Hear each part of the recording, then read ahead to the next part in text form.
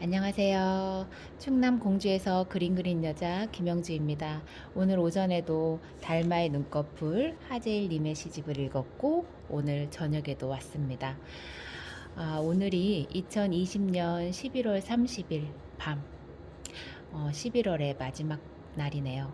내일이면 벌써 달력이 한 장 넘어가고 12월이 오죠. 우리에게 언제나 그렇듯 좋은 일만 가득했으면 좋겠고요. 하루속히 코로나가 빨리 종식되었으면 좋겠습니다. 오전에 이어 저녁에 아이들과 함께하기 위해서 조금 있다가 우리 두 아들 오라고 했고 저는 잠깐 책 읽는 시간을 가지려고 합니다. 어, 음, 오전에 읽었던 그 다음 편부터 읽겠습니다. 달마가 취해서 혼잣말로 빠른 것은 더딘 것이다. 죽음처럼 쉽게 배부른 것이 쉽게 허기가 지고 말듯 떠나면 어둡고 그만 멀기만 하다. 단순한 사랑이 결국 복잡해지듯이 순간의 화려한 말도 말의 뜻을 모르는 어느 우기에 빗소리를 빌린 고백도 설명할 수 없는 것이 생의 이면이라면 난 모조리 청동 조각의 목을 벨 것이다. 제발 엉뚱한 상상은 하지 마세요. 피아노 소리에 머릿결 곱게 빗고 소쿠리 안에 얌전히 앉아있는 달걀들. 지독한 사랑은 사람을 쉽게 굶주리게 만든다고. 얼굴 없이, 얼굴 없이. 빗방울은 계속해서 창문을 깨물고 폐광 속으로 서서히 잠기는 건가? 산에는 혼자 흐느끼다 마는 건가? 뼈. 필요한 것은 물과 스펀지. 만년필 같은 뼈는 필요 없다. 고양이와 개와 침팬지. 고래에게 있는 바쿠름, 인간에게는 없다. 인간은 모두 뼈대 없는 집안 출신. 알래스카에선 해마의 바쿠름이 칼자루가 되어 뼈와 뼈 사이를 누비거나 무슨 증표로 쓰인다고 당신은 말했다. 오직 인간만이 피가 몰려들어 스펀지를 부풀리는 수압식 장치로 사랑을 나눈다. 미토콘드리아를 만드는데 남자의 DNA는 필요 없고 왜 여자의 DNA만 필요했을까? 남자는 왜 미토콘드리아가 담긴 몸통을 무한하게 폐허에 남겨두고 머리로만 천신만고 끝에 벽을 뚫고 바구니 안에 들어가 알이 됐을까? 당신은 내 안에 들어오고 싶다 했지만 칼과 칼집만큼 딱 맞는 사랑이 될까? 칼은 칼집 밖에서 비로소 빛나고 칼집은 칼을 물면 이내 말문이 막히는데 인간이 필요 없는 영역은 점점 늘어난다. 그러나 인간이 되는 일도 점점 빨라진다. 어느 날 돼지나 문어 자기들도 인간이다. 튜링 테스트를 어렵게 통과했다고 주장해도 사람들이 할 말을 잊은 날이 멀지 않았다. 꽃씨를 틔워주세요. 무더운 여름 고전씨가 강좌를 개설하여 수업을 시작한 적이 있었다. 바로 그때였다. 시간마다 결석은 하지 않고 나타나기는 하는데 시간이 많이도 아닌 꼭 5분 정도 매일 늦는 학생이 있었다. 쌍꺼풀 수술이 자연스럽게 잘 된 학생이었다. 항상 밝은 웃음을 잃지 않는 천연덕스러운 성격의 여학생이었다. 나는 웃으며 매번 잔소리를 하고 넌 5분작이야 라고 별명을 외쳤다. 즉 5분 지각이라는 의미를 전복이 되지 못한 떡쪽의 5분작이와 의미 비슷해 내가 아무 것이나 허무하게 둘러댄 말이었다. 그 뒤 여름이 지나가고 시간이 흘러 추운 겨울이 되자 그와 나는 졸업식을 하는 실내에서 사진 한 장 찍는 둥 마는 둥 정신없이 기념하고 후딱 헤어졌다. 4월도 중순이 지난 어느 봄날 은색으로 빛나는 편지 한 통이 도착했다. 선생님, 멀리 지방에 있는 학교로 진학해 내려왔지만 이제 괜찮아요. 선생님께서 그 여름 맨날 뭐라고 혼내주셔서 지금은 수업 시작하기 전 10분이나 일찍 강의실에 도착하는 걸요. 저를 무척 보고 싶어 하실 것 같아서 제 사진을 넣어드리고 싶었지만 대신 꽃씨를 동봉해 보내드릴게요. 햇볕 잘 드는 1층 창가 교무실 앞 화단에 심어놓고 꽃이 피면 저라고 생각하시고 반갑게 보세요. 얼른 칼로 봉투를 째니 눈에 잘 보이지도 않는 채송화 씨앗이다. 들고 나가 펼치니 바람에 날아가 환한 흙의 왕국에 골고루 검은 점으로 바뀌었다. 채송화 붉게 피는 다가올 여름.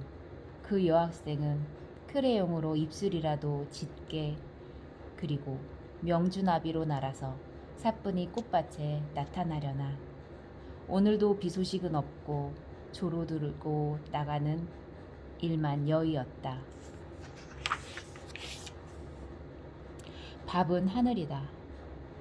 콩알은 지금 타날처럼 딱딱한 목과 등을 가누며 그릇 안에서 쇳소리를 내며 딴청을 피우고 있다.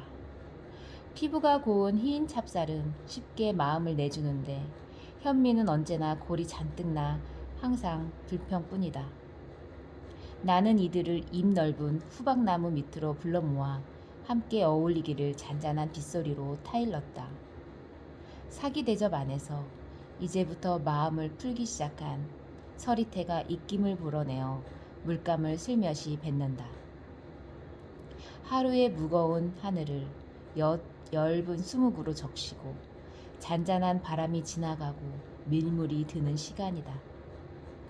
서로 물장구를 치며 노는 물고기들이 보인다. 처음엔 어색해하던 그들이 서로 낯이 익어 소리를 지르고 물탕까지 만들며 노는 모습은 개울의 수초와 어울린 햇살의 발랄한 모습이다. 어느새 은행나무 향기가 집안 가득 퍼지며 허기진 어둠이 서서히 뜸이 들 무렵인데 박달나무 문틈으로 진밥 된밥이 새어나가고 있다. 굿바이 꽃게야. 복사꽃이 피고 햇살이 무시로 황홀한 날이다. 제 부채살 활활 젓는 꽃게가 바다에서 떼거리로 떠다닌다. 세상의 수많은 열기구와 풍선들도 허공에 떠다닌다. 배경은 보리 누름에 우럭 솟개지는 섬마을이다. 나는 포구에서 건져 올린 꽃게를 한 바구니 들고 살강이 있는 암실로 입장한다. 흐르는 물을 받아 화장기 번진 꽃게를 일단 칫솔로 구석구석 씻어주렴. 다리에 모래가 많이 끼어 있으니 신경 써서 처리하고 물기를 닦아 한쪽 소쿠리에 담아두렴. 가위를 사용해 꼬리 부분과 다리 끝을 잘라 게를 정갈하게 다듬어 놓으렴. 등딱지를 떼어낸 후 몸통 위쪽으로 삐죽 튀어나온 입과 몰래 감춰둔 모래주머니를 칼로 조심스럽게 분리해내야 한다. 이쯤에서 꽃게는 제 살던 골목길을 그리워할 것이다. 잠시 후 여러 겹 붙어있는 아가미 사슬을 식가위로 제거해주렴. 개의 몸통을 가리면 속에서 크림치즈 노을이 와르르 쏟아질 거야. 소문이 퍼지기 전 재빨리 대접에 따로 받아서 모아두렴. 아직도 탄력을 유지한 기억이 몸통에 그대로 붙어있다면 생물은 통증을 느낄 테니 달리 타이를 말이 있겠니. 이제 서서히 꽃게는 바다 밑 골목과 상점을 잊을 것이다. 즉시 몸통을 먹기 좋게 적당한 크기로 나누어 주렴. 녹슨 가위로 자른다면 살이 밖으로 넘치게 될 터이니 방금 숫돌에 간 예리한 도끼로 번개처럼 내리쳐 숨을 끊어주렴. 탕으로 요리하려면 네 토막 정도로 잘라야 한다. 아삭한 게장을 담글 경우라면 배꼽이 하늘을 향하도록 항아리에 차곡차곡 쌓아두는 요령은 필수. 그래야 간장을 부었을 때 창자가 녹아서 내용에 흘러들지 않고 몸속에 웅크린 붉은 산호가 문을 활짝 열고 웃게 되는 것이다. 국물이 텁텁해요. 당신은 한마디쯤 불평을 지를 것이다. 장을 많이 넣어서 순한 혀가 시간의 무게를 약간 느꼈을지도 모르니까. 된장은 비린내가 살짝 없을 정도로 넣고 꽃게 본래의 천성을 살려주는 게 좋지.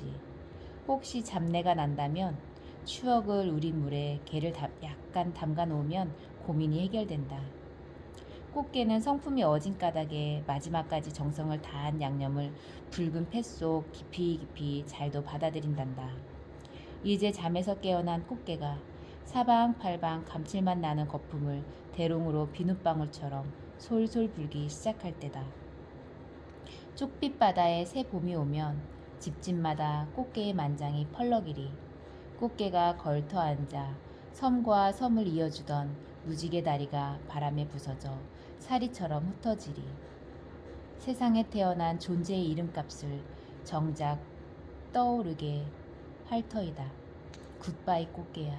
봄이 오면 너는 다시 태초의 바다로 귀향하는 것이란다. 농어와 숨바꼭질. 물고기가 상자에 한두 마리씩 담겨서 경매받을 주인을 애타게 기다리고 있다.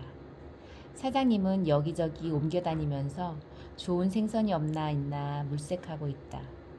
아는 경매사와 반갑게 눈인사를 한다. 경매가 시작되자 이쪽 저쪽 모두 분주해진다. 손가락이 정말 바쁘게 움직인다. 어떻게 돌아가는지 수화를 알 수 없다.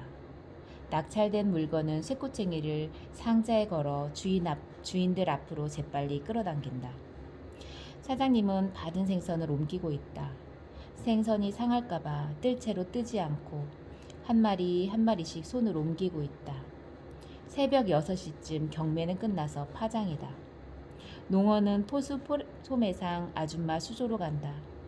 오전 일찍 대처 손님이 나타나고 농어는 추격을 피해 한순간 점프해보지만 소용없이 시멘트 바닥에 나뒹군다. 여자는 농어를 사정없이 쇠막대로 때린다. 가격당한 농어는 피를 철철 퍼올린다. 잠시 스티로폼 상자 얼음 위에 눕힌다. 농어는 안식을 취하며 다시 이동한다. 이제 농어가 갈 곳은 소나무 숲속이다. 술 취한 한이바람이 나무 아래에 서 있다. 꼬리를 흔들며 바람이 잎사귀로 변할 때 파랑새로 변신한 물고기가 공중을 떠돈다. 우리가 알 수 없는 생의 숨바꼭질.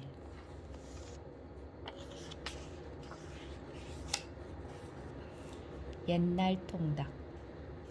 흑백 사진이 있다는 게 위로가 된다. 한 마리에 7,000원, 두 마리에 12,000원.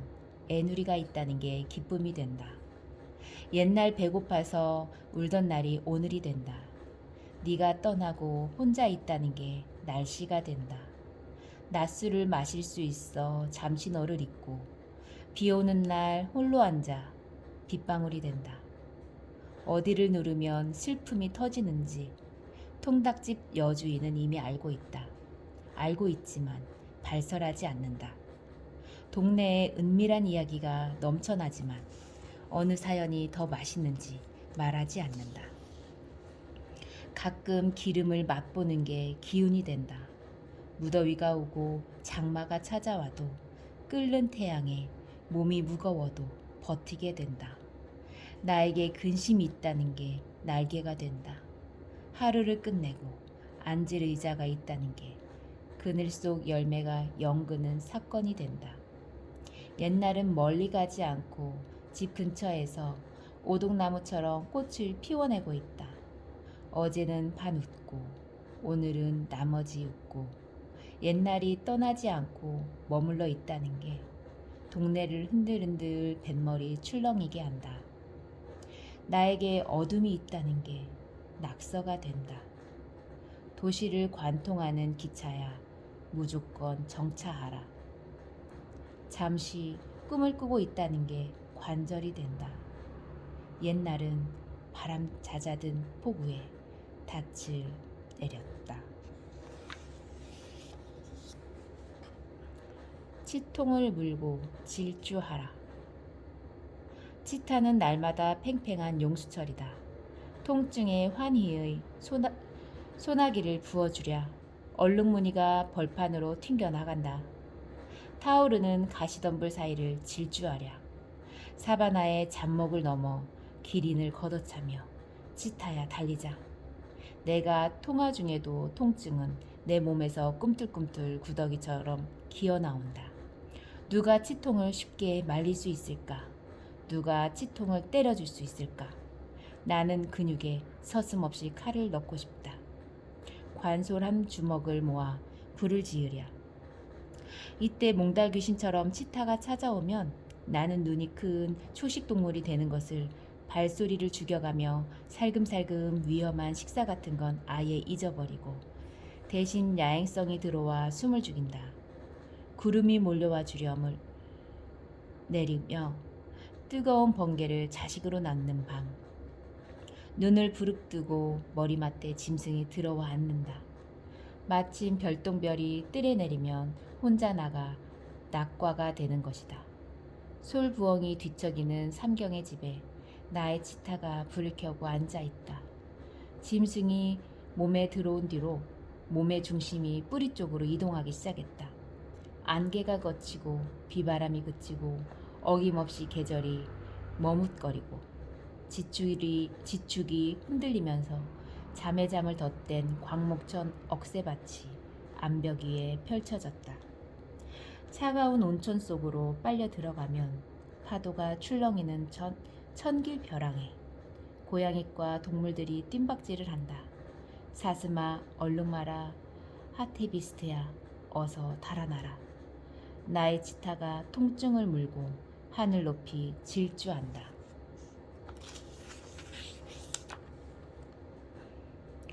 모감주 나무 꽃이 피었습니다.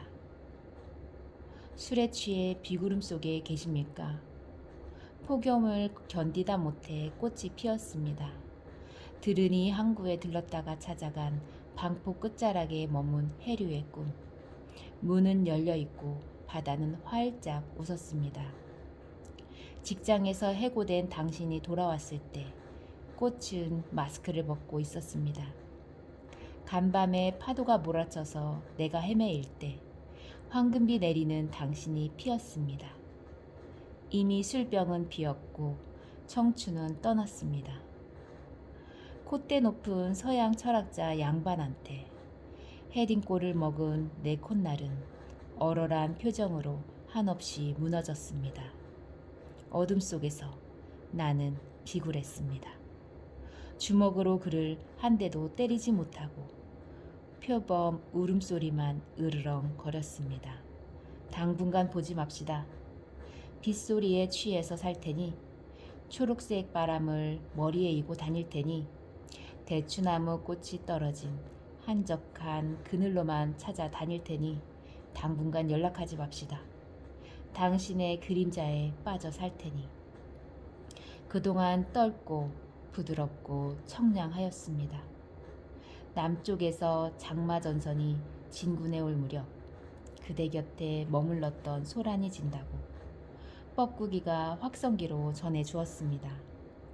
슬픔을 삼킨 달맞이꽃이 피었습니다. 무너진 해변이 다시 일어섰습니다. 소나기에 든 섬들이 바닥거렸습니다. 당신을 기다리다 까맣게 가라앉은 자갈은 이렇게 모래가 되어가고 있는 것입니다.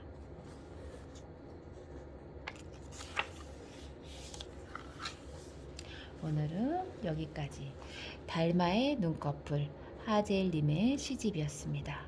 내일 또 만나요.